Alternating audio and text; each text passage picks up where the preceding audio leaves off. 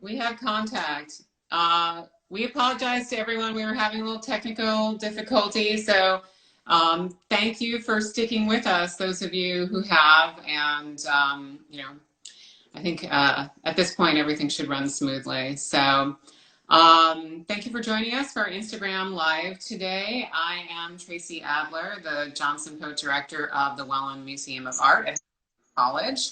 And in 2017, I curated a major exhibition of Julia Jacquette's work, the largest retrospective of her work to date. And that exhibition traveled to the Visual Arts Center of New Jersey and was accompanied by two major monographs, which we co-published with Delmonico Books Prestel. And we're really excited to be here with Julia Jacquette. Julie is going to be showing us a new body of work that she created that's on view now at Alpha Workshop Gallery. Alpha Workshop is a nonprofit focused on art and design on West 29th Street in New York City, and I wish I could be there in person with you.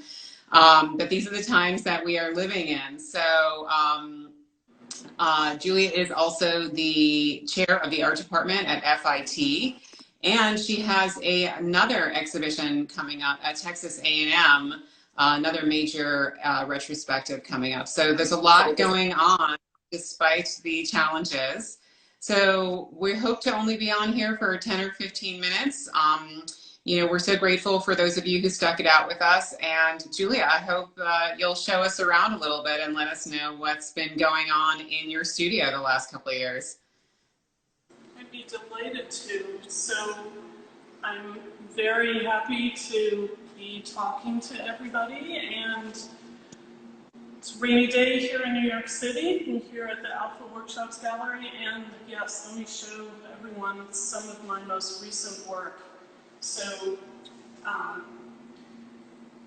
one of the 5 paintings that is in the exhibition is this one here, called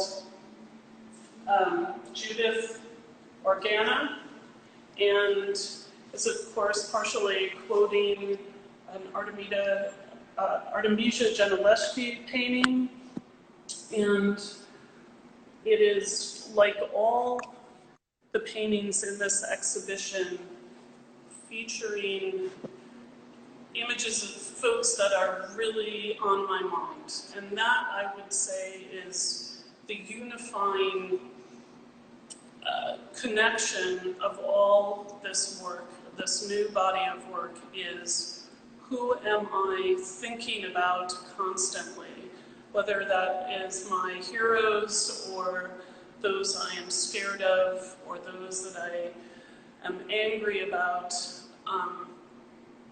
All of these people here are ones I can't stop thinking about.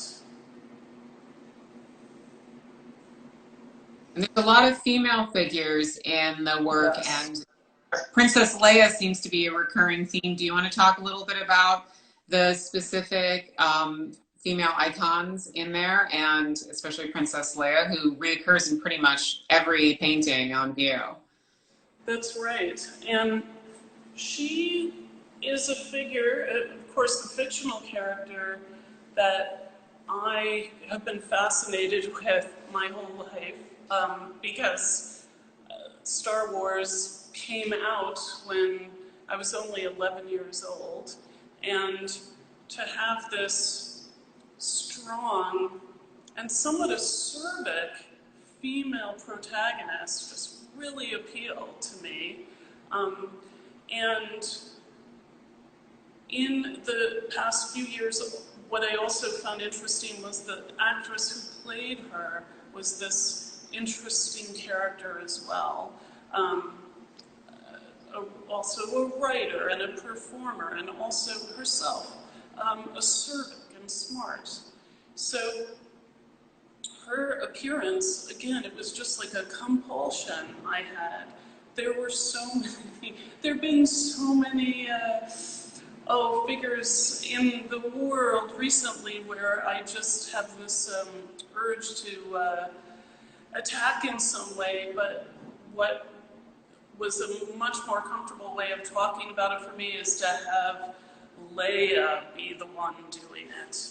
So In this painting, we see an image. This is depicts a setup that I made on my studio floor, and there's an image of Shirley Chisholm.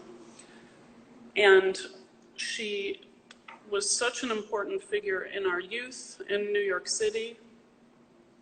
And in the tumultuous current political climate, I started to think of Shirley a lot and what she stood for and what she tried to accomplish in her running for president. And in this case, Leah's sort of her protector or bodyguard looking out into the landscape. And the clip light ended up reflecting me working on the painting itself. So it's a little kind of secret self-portrait as well. I can show a little bit more of where Leah is showing up, again, sometimes as sort of a bodyguard, as an angry soldier. Another woman who was on my mind quite a bit in the past few years has been Anita Hill, and just after I made this painting, she really got talked about quite a bit because of Supreme Court judges' confirmation hearings, of course. But even before that happened, I just thought of what it would be like to be her, and how painful to be so scrutinized by the media, and how strong she was. And so here we also see Leah as protector and as an admirer as well, beaming up at her. So yeah, it might be helpful for people to know, I mean, you and I know Anita Hill so well from our generation, but for some of the younger viewers, Anita Hill may not be so recognizable. So maybe you want to talk a little bit about the background of some of these figures as well? Certainly. So when a previous Supreme Court justice was having confirmation hearings, she came forth and said, I worked for this judge, and he made the workplace overly sexualized and hostile. And when this hearing that she was featured in took place, she was really, again, raked over the coals by the media, and was told that she wasn't telling the truth. And that Supreme Court justice was then confirmed. And so that disbelief and somebody holding steady through being told that they weren't telling the truth has been a real inspiration for me. And here are these two larger paintings. Leah is showing up again, but also a lot of body parts. And here also a lot of, a representation of kind of my own nausea through the crazy times that we've been in. So I went to a lot of novelty shops around New York City and collected plastic vomit. I didn't want to use the real stuff. And I wanted to have still this kind of goofy appearance, but yet really also be the symbol of my own queasiness in the present day. And this work is a real departure from the work that you've done before, both in the process. You want to talk a little bit about how you create these kind of setups, but also in the imagery. Yeah, so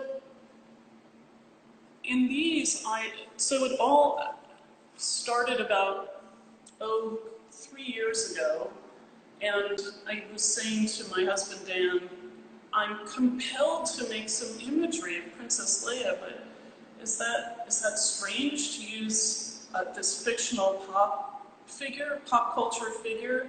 And he dared me to start making work that included her. And so I started buying figures, also printed photos, like 8x10 glossies of her off the internet, and then, yes, making these setups in my studio. That summer it was in Amsterdam, and also buying these figurines and masks and squeeze toys of our president. And again, made these setups. Some of the figures that I wanted to include in the paintings I didn't have figurines of, so I started to make my own, what I think of as the theatrical flats, these cutout, these flattened images. And you can see that in this painting. And would make a setup, would light it strongly, would photograph it, would rearrange it, would start the painting, and then sometimes make changes as I was working. So, like much of my, or really all of my previous bodies of work, I'm still really thinking about the media, what we're seeing in the media, but this new body of work, I'm actually working from a three-dimensional setup that includes all this, that also includes a lot of 2D imagery as well. And I love that play between having some three-dimensional folks and some flat folks. And you know, I've always described your work as pop art via feminism, but this is really the first time we're seeing recognizable figures in the work. Yes, and that certainly is a new experience for me, and it forces, the whole experience of making the work makes me think about how do I feel about that figure? It always starts at a place of I'm compelled to include them in the work, and then the making of the work is a conversation with myself on, well, why does this figure, why does this person compel me so much? Why am I thinking about them so much? So the making of the paintings really becomes a discussion with myself, with a lot of changes happening as I go along, more so than any other way that I've worked before. And hopefully, of course, I'm hoping they interest other people as well. Let's see what you have going on there. What's that? Let's see what else you have going on there, Sure, too. yes. So in this big one, there's a dog toy that's popular on the upper left that is quite popular here in New York City, being reflected in this, I use sort of a sea of tinfoil as my ground. And that, and a lot of severed limbs. And most of the stuff was found in novelty stores, in stationery stores in New York City. And then... And what do the severed limbs represent?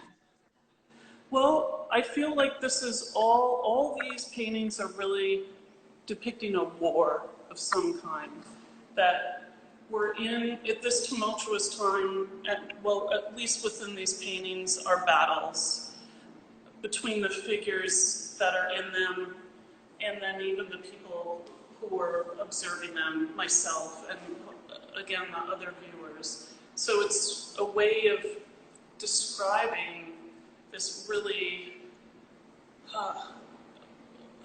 emotionally violent time that we're in right now. The other piece I'll include that was a very nice suggestion is, and that Tracy herself suggested I include, is this ceramic piece that was made in 2016 and was included in the Wellin exhibition, Unrequited and Acts of Clay. And it is sort of a lead-in, an unintentional lead-in, but shows my ongoing fascination with media imagery of women. Right, so beautiful, so hyper perfect, so glossy, so sort of a siren who tortures me and who I'm fascinated with. And that kind of imagery then leads into one of the large paintings where we have Leah and pools of vomit, and also our POTUS in a scrunched up form, all interacting with these sirens who are sort of singing up from the ground, from the sea of tinfoil. Yeah, on the one hand, they're beautiful, yet they're distorted. Yep, exactly. So it's also a way that distortion is, again, like as an artist, my ambivalence with that idealized imagery of women, but also being completely compelled by it. So how do you reconcile the fact that this has obviously been a very difficult time for you, but also a very productive time as an artist? Yeah, well, I have to say, Tracy, that's been my great comfort in this time, is that I get to, I'm so lucky to be an artist and to be able to discuss with myself what is on my mind and what won't let me sleep at night. So